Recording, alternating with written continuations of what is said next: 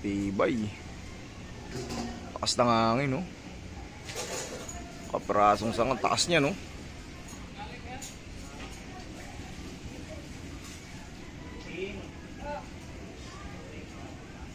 Yun, no? Pag na, eto, yung ano na dyan, no? Nipis na yan, no? Kahit nandito, naku po.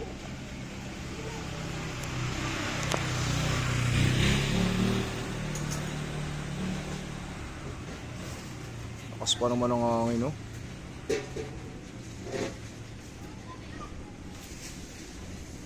Mga eksperto daw sila. Sana hindi mapahamak. Nipis lang yan, no? Yung bigat kasi nun, maaaring makatulong yan. Kumbaga sa buto, maaaring ma-fracture to rito. O kaya ito, yan. Pag na-fracture yan,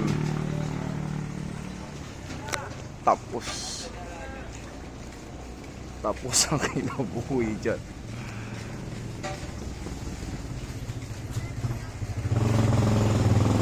Nakakatakot.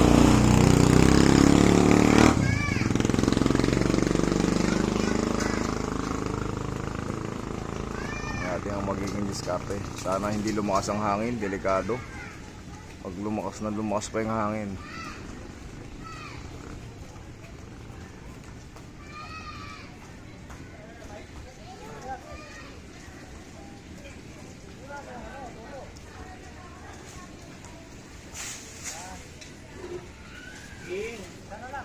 luray-luray ka dyan. Lalakas din ang loob nito mga to. May bagyo pa naman nun.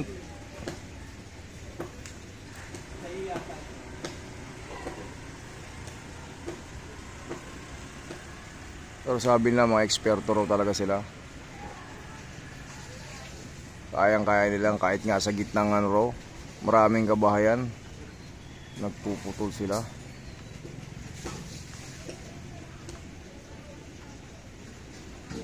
Matibay daw talaga sila sa ganyan. Sanay na sanay. Kaya walang dapat ikapangamba.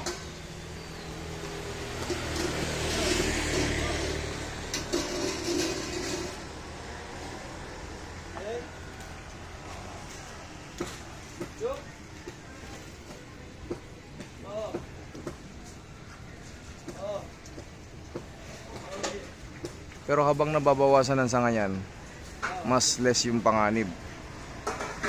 Kaya kailangan mabawasan yan ng mabawasan. Uy, utaragis ka, huwag kang kumapit dyan.